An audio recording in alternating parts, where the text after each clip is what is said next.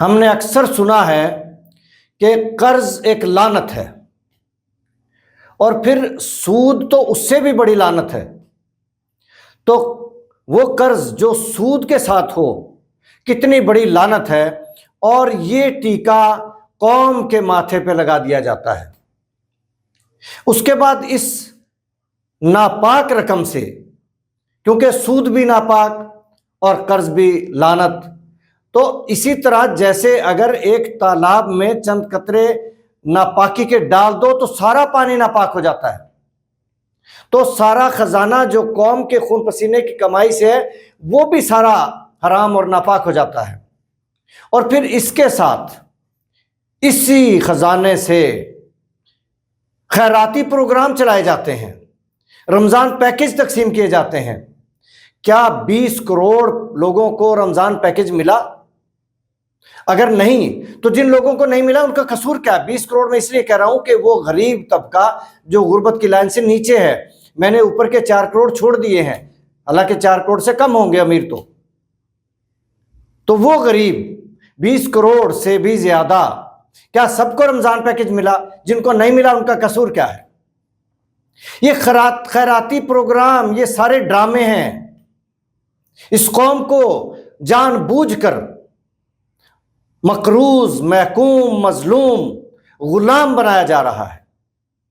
پچھلے 55 سال سے ہم دیکھ رہے ہیں کوئی حکمران غیرت مند نہیں آیا کہ جو کشکول توڑ دے، جو قرضے نہ لے، جو سود کو ختم کرے، اور جو قوم کو روزگار دے، رزق حلال کمانے پہ لگائے، بیکاری نہ بنائے۔ یہ سب کچھ قوم کے ساتھ ہو کیا رہا ہے؟ زکوٰۃ اور عشر کا نظام ہر مسلمان پہ فرض ہے، مسلمان حکمران پر فرض ہے۔ اگر نہ ہوتا تو صدیق اکبر رضی اللہ تعالیٰ عنہ جنگ نہ کرتے۔ ہر مسلمان حکمران پر زکوٰۃ اور عشر کا مرکزی جبری نظام نافذ کرنا فرض ہے، وہ نہیں کرتے اور سارے حرام کام کرتے ہیں، اور پھر اس رقم سے جو ناپاک بنا دی قرضے سود والے لے لے کے، پھر اس سے حج عمرے بھی کرتے ہیں اور قافلوں کی صورت میں کرتے ہیں۔ سرکاری خزانے سے 1 روپیہ بھی ذاتی استعمال میں لانا حرام ہے، جرم ہے، جرم عظیم ہے۔ یہ قوم کے ساتھ کیا ہو رہا ہے؟ ہمیں اس کو بدلنا ہوگا، ہمیں کچھ کرنا ہوگا، اور پاکستان محافظ پارٹی جس کا منشور ہے کلمے کی زمین، کلمے کا نظام، انشاءاللہ کشکول توڑے گی، قرضوں کی لعنت سے جان چھڑائے گی، زکوٰۃ اور عشر کا مرکزی جبری نظام نافذ کرے گی دور خلافت راشدہ کی طرح، اور روزگار کے ذرائع بنائے گی، خیراتی منصوبے ختم کرے گی، قوم کو بھکاری نہیں بنائے گی، اور تعلیم 100% کرے گی، ہنر 100% کرے گی۔ عدل ایسا قائم ہوگا کہ دنوں میں فیصلے ہوں گے اور درست فیصلے ہوں گے، امن ہوگا، دہشت گردی نہیں ہوگی، زراعت کا نظام ہوگا، صفائی اور صحت کا نظام ہوگا۔